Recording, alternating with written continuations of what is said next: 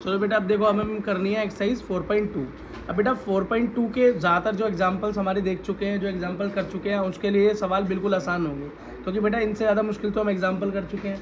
ठीक है, आराम से देखना, हर किसी का एक एक क्वेश्चन आराम से सॉल्व कराता हुआ जाऊँगा, आपको याद आता जाएगा किस तरीके से सॉल्व करना है, पूरा आइडिया लग जाएगा। ठीक, चलो बेटा शुरू करते हैं। देखो पहला क्वेश्चन क्या कह रहा है। पहला क्वेश्चन ये कह रहा है, एक बार ज़रा देख ही लो पहला क्वेश्चन ये क्या कह रहा है, इसको ढंग से। बेटा ये पहला क्वेश्चन ये कह रहा है कि ये बोल रहा है कि पहला जो हमारा समीकरण है, ये देखो समीकरण है y बराबर 3x + 5, ये रैखिक समीकरण है। कह रहा है इसके हल कैसे होंगे। पहला आदित्य हल होंगे। आदित्य का मतलब होता है जिसका कोई एंड ना हो, कितने भी हल निकाल सकते हो इसके। ये बोल रहे हैं केवल 2 हल होंगे, खाली 2 ही आंसर होंगे, या अपरिमेय रूप से अनेक हल होंगे। आदित्य का मतलब सॉरी एक होता है बेटा, आदित्य का मतलब होता है एक हल, 1 सॉल्यूशन, 1 खाली एक, और 2 का मतलब 2, और अपरिमित रूप से अनेक हल का मतलब होता है बहुत सारे हल। ठीक है बेटा, तो ये कह रहा है इसके कितने हल होंगे। तो भैया मैं तो कह रहा हूँ x का मान रखते जाओ और y का मान निकलता जाएगा। 1 रखो, फिर 2 रखो, फिर 3 रखो, फिर 4 रखो, फिर 5 रखो, फिर 6 रखो, फिर 7 रखो, फिर 8 रखो। ऐसे बेटा जिंदगी बीत जाएगी, लेकिन इसके हल निकलना बंद नहीं होंगे। तो इसका एक भी नहीं है, 2 भी नहीं है, इसके तो भैया अनेक हल हैं। कितने? अनेक हल हैं। करके दिखाता हूँ एक बारी थोड़ा सा। वैसे बुक के अंदर जैसे पेपर में आया तो करना नहीं है, सिर्फ टिक लगा देना है। ठीक है, 4 ऑप्शन में से एक पे टिक लगा देना है। जैसे समीकरण क्या दे रखा है, y बराबर 3x + 5। अब x का मान रख दो, x बराबर मान ले मैंने रख दिया 1। अब देखो क्या आता है, तो y क्या आ गया, 3 गुना x की जगह पे 1 + 5, तो y बराबर 3 + में 5, y बराबर में 8 आ गया उत्तर। बात समझ में आई। अब x की जगह पे 2 रख दो, क्या रख दो, 2 रख दो। समीकरण को देखो क्या हो गया, y बराबर 3 गुना में x मतलब 2 + 5, 3 दूनी 6 प्लस में 5, 5 और 1 11 हो गए। ठीक है बेटा, अब ऐसे ही x का मान रखते जाओगे और उत्तर निकलते जाएंगे। तो उसके कितने हल हैं, अनेक हल हैं, अनेक हल हैं। अब बेटा क्वेश्चन नंबर 2 देखो। क्वेश्चन नंबर 2 का पार्ट नंबर 1 क्या बोल रहा है, कह रहा है समीकरण के 4 हल निकालो। समीकरण क्या दे रखा है, 2x + y बराबर 7। कह रहा है इसके 7 हल निकालो, कितने, 4 हल निकालो, 4 सॉल्यूशंस निकालो। एक बार दिखा भी देता हूँ, देखो ये रहा, क्या कह रहा है, 4 हल निकालो, 4 सॉल्यूशन, 4 हल निकालो। मतलब 4 मान निकालने हैं, मतलब x और y की 4 ऐसे मान निकालने हैं जिसमें जोड़ जो भी लगाऊं x और y की रखता जाऊं, आंसर मेरा 7 ही आए। तो बेटा दिमाग लगाओ, सबसे पहला नंबर क्या हो सकता है। सबसे पहला देखो 2 और 5 मेरा क्या होता है, 7 होता है। तो पहली बार अगर 2 एकम 2 रहने दो और या 5 कर दूं तो मेरा काम हो जाएगा। तो मेरा पहला पॉइंट हो सकता है 1 और 5। बेटा इसके लिए तुम्हें बहुत बड़ी बुद्धि की जरूरत नहीं है, इसके लिए तो सिर्फ तुम्हें जोड़ घटा आना चाहिए, जोड़ घटा गुणा आनी चाहिए। बस थोड़ा सा दिमाग लगाओ कि भैया 7 नंबर बनाना है, इधर दोनों का क्या मान रखूँ, अपने आप निकल जाएगा। तो 2 की जगह x की जगह पे 1 लगा दिया, y की जगह पे 5 लगा दिया, 2 एकम 2 हो गया, प्लस 5 हो गया, 5 और 2 हो गया 7। बात खत्म, वो 7 आना था, तो पहला हल हो गया ये। दूसरा हल क्या हो गया, दूसरा हल बेटा देखो 3 और 1 हो सकता है। कैसे, 2 तिया 6 और 6 + 1 7, आराम से हो जाएगा। देखो अब 2 गुणा x है 3 प्लस y है 1, तो उत्तर क्या निकला तुम्हारा, 2 तिया 6 + 1 बराबर में 7। बात समझ में आ गई। बेटा अगला पॉइंट देखो, 0 और 7, 0 और 7 कैसे, बेटा इस पूरे को 0 ही कर दो, खाली ये 7 रह जाएगा, बात खत्म है ना। तो x की जगह पे 0 + 7 की जगह पे 7, तो क्या हो गया, 2 गुना 0 + 7 बराबर हो गया 7। ठीक है, एक और हल बेटा, लास्ट हल क्या हो सकता है कि 4 दूनी 8 कर दूं, अब यही तरीका है, और 8 में से 1 माइनस कर दूं, इसको -1 ले लूँ तो भी मेरा काम हो जाएगा।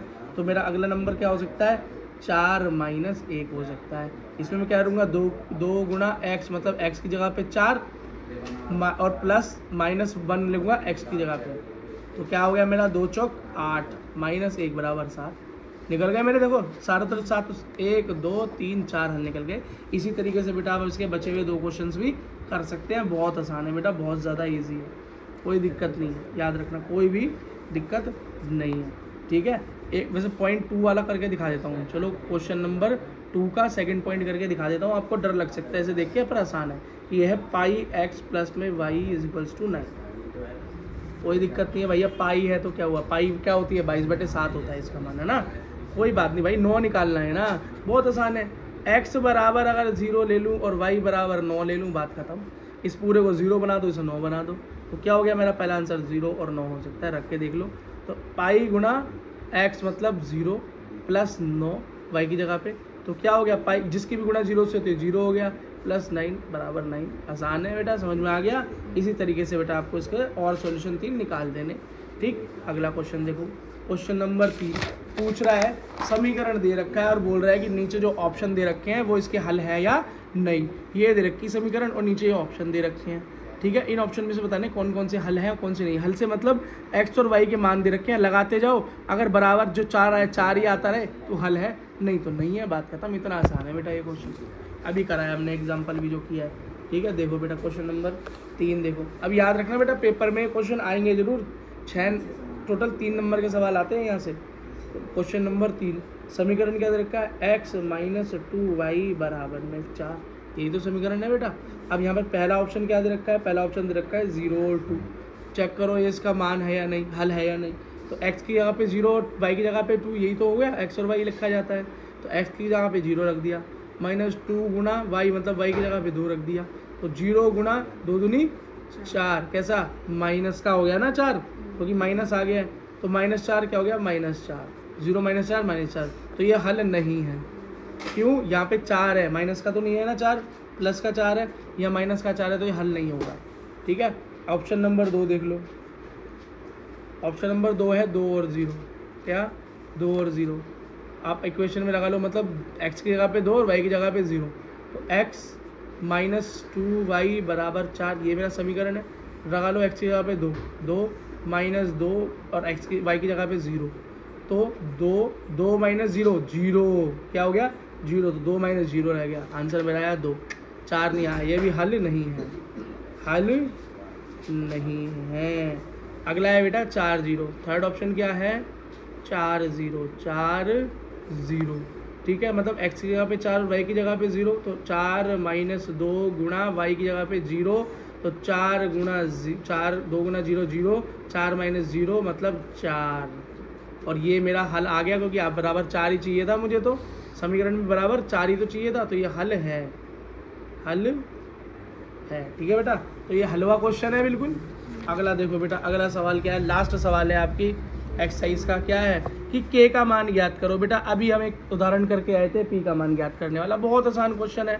k का मान ज्ञात करो, x = 2 y = 1 दे रखा है पहले ही, समीकरण ये रहा, तो बेटा x और y की मान समीकरण में रख देना, k अपने आप निकल के भागता हुआ बाहर आ जाएगा। ठीक है, जैसे सांप के बिल में पानी डालते हैं सांप बाहर आ जाता है निकलता हुआ, ऐसे ही। इतना आसान क्वेश्चन है और 2 नंबर में आता है। ठीक है, देखो बेटा तो समीकरण क्या दे रखी है क्वेश्चन नंबर 4 की, 2x + 3y = k, और बोल रहा है कि x = 2 लेना और y = 1 लेना। ले लेंगे भाई, तो x के बराबर 2 लूँगा तो 2 गुना 2 प्लस y = 1 लूँगा तो 3 गुना 1, 2 दूनी 4 प्लस 3 एकम 3 बराबर k लेते रहो, 4 + 3 7 बराबर k, तो k का मान क्या आ गया 7 आ गया। और इसी के साथ बेटा आपकी एक्सरसाइज हो गई एंड। सब्सक्राइब करना ना भूलें, सब्सक्राइब करो, लाइक करो, सब कुछ करो जो कर सकते हो। बाय।